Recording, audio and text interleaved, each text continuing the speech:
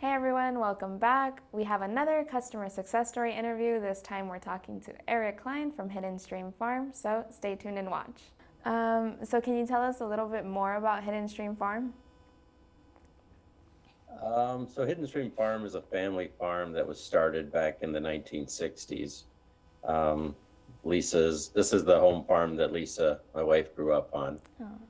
Her grandma had purchased it, and then her dad purchased it from her grandma. So we're the third generation on this farm, and our kids, obviously will be the fourth generation.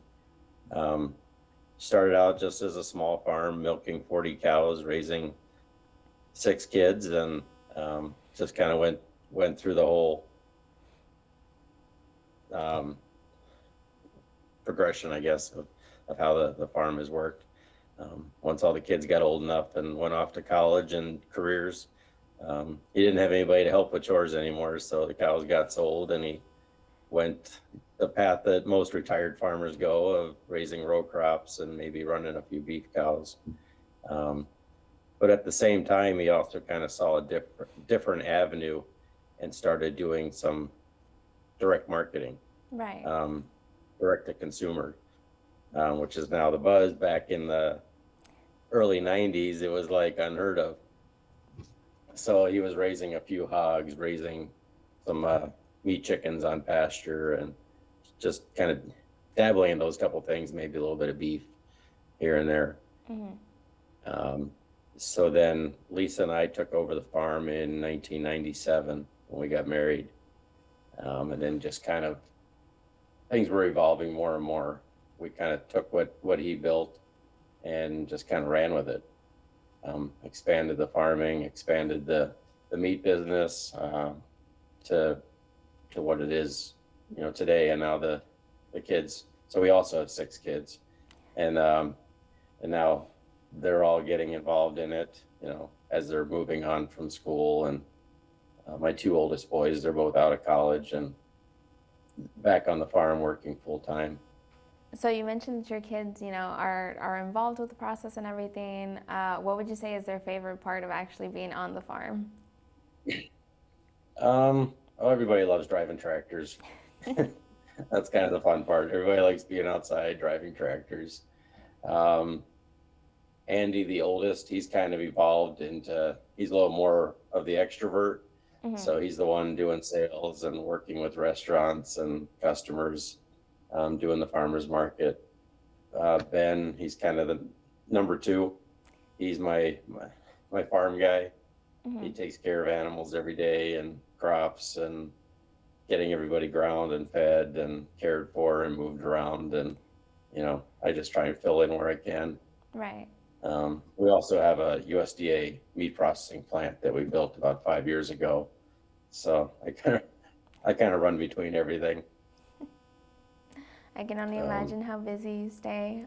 So I know that the farm is like heavily focused on raising pasture-raised animals, correct? What yes. products would you say that you focus on the most, or what are you most well known for? Um, right. Our biggest thing is probably our pork. We do an all natural pork, non-confinement. They're just raised in deep bedding, so that's straw, corn stalks. Hmm.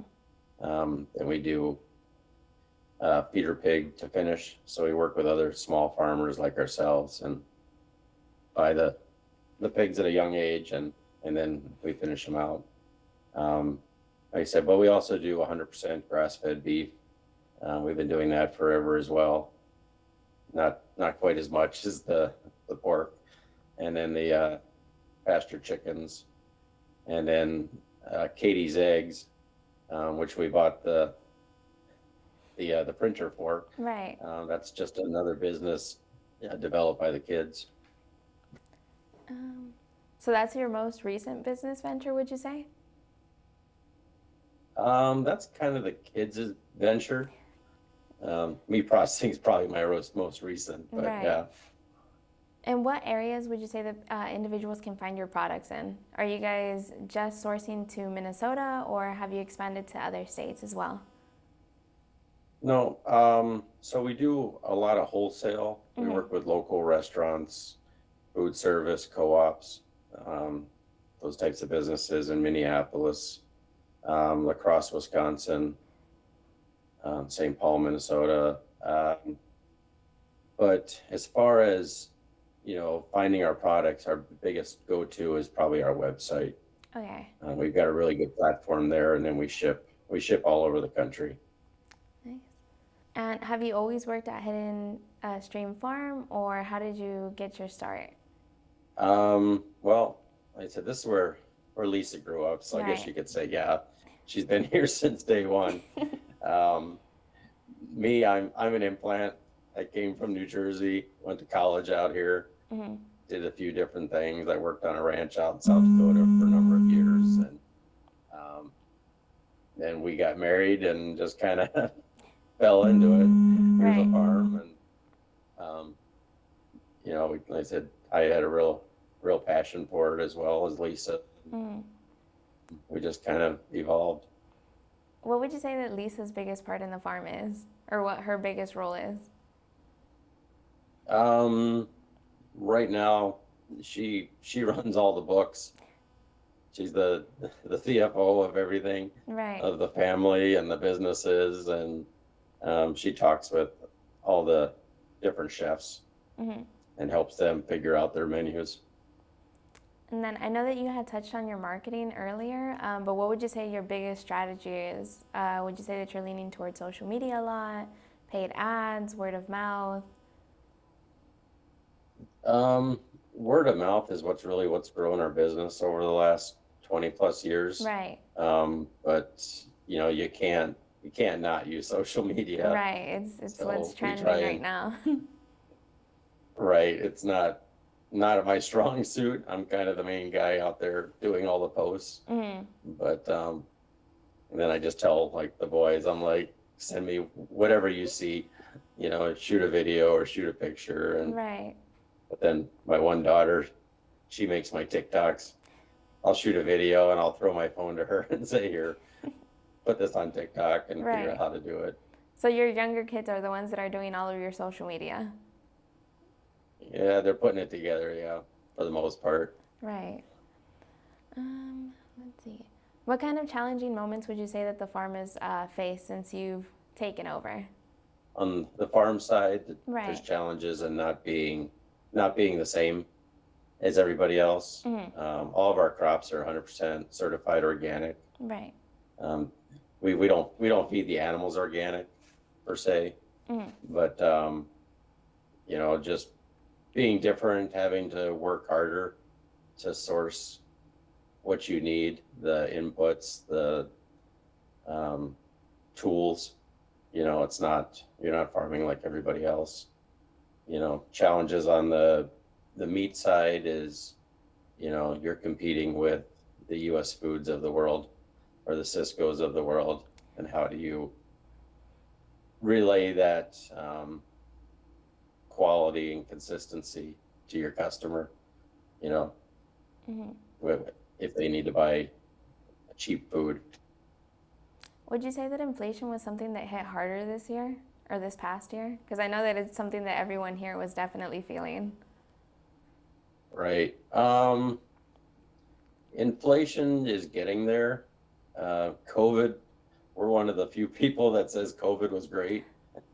Really? You know, yeah, our retail sales, what we say the day they shut, I don't remember if it was the state or the country, Hmm. when they shut it down on like a Monday, we lost 90% of our business. All the restaurants are like, cancel my order. We don't know what we're gonna Right. do. But we'd always had an online presence, Hmm.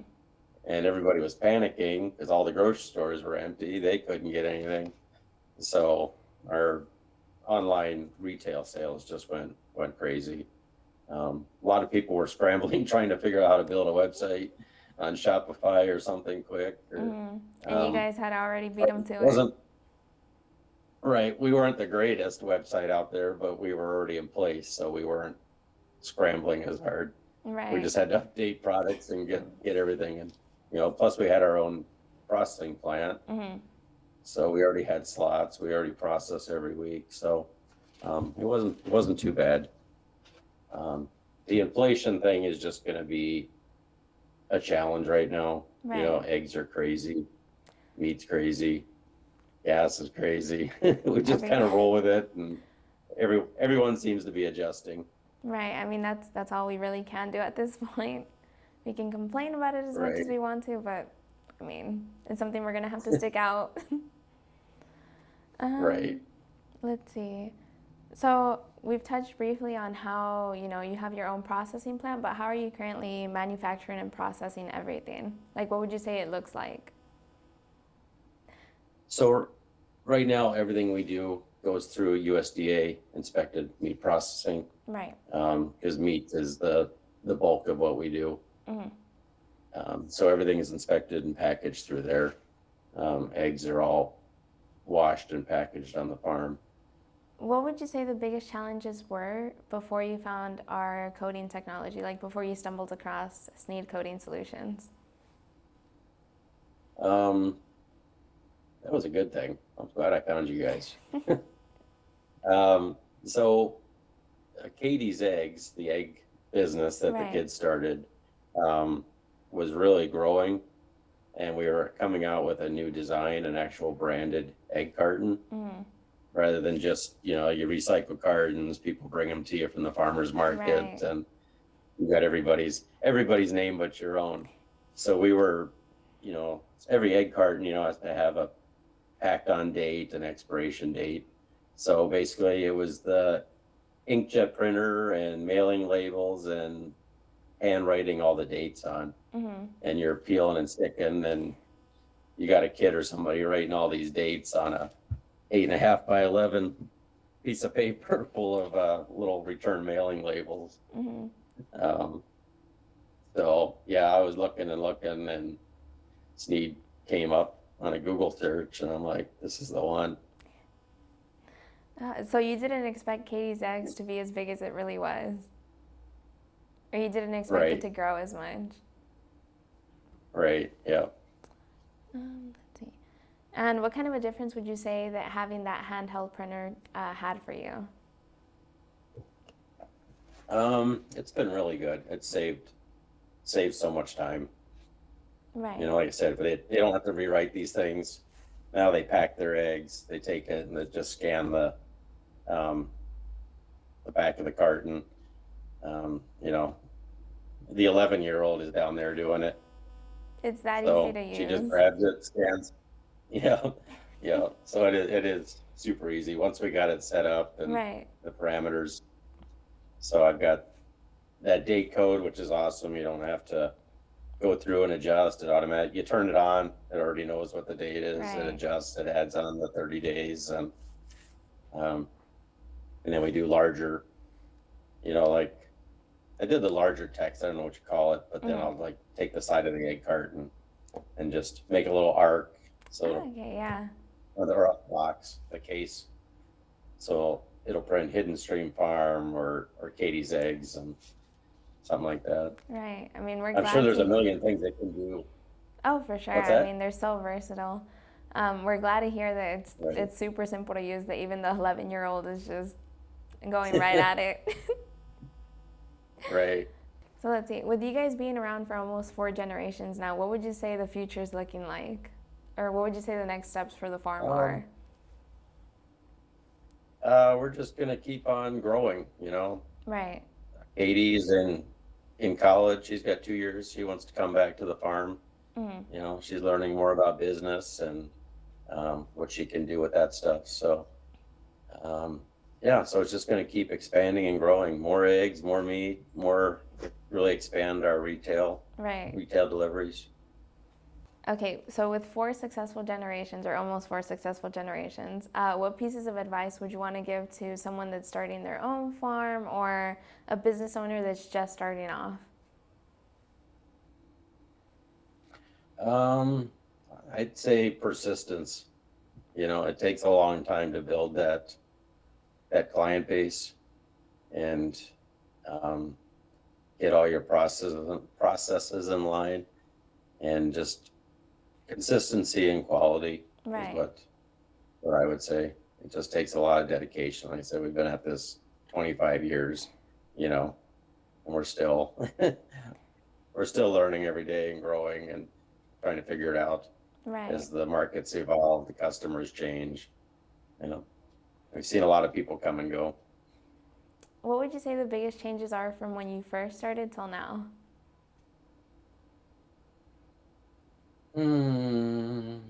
Well, rules is one of them. Okay. Food rules, and um, I'm not really sure what else there would be. But rules You is know, like the we've biggest just kind of one. been right. Probably things are harder, so things are more expensive. Right. But in a way, it's also easier because Lisa and I were doing it all by ourselves while raising a family. Hmm. So now we've actually got them working for us. So that's helped a lot. Right. It's finally starting to pay off. Yeah. Yeah, it's a long-term investment. Let's see. Is there anything else that you feel like I didn't touch on that you would like to add, or anything that you would like to add about Hidden Stream Farm? Um, no, I think they're all really good questions. So Okay. I think we're pretty good. Well, thank you so much, Eric. This was such a pleasure to get to talk to you, get to know a little bit more about the business, how our coders are actually, uh, doing a great job and helping you guys out. We're happy to hear that they're actually Great. keeping coding simple.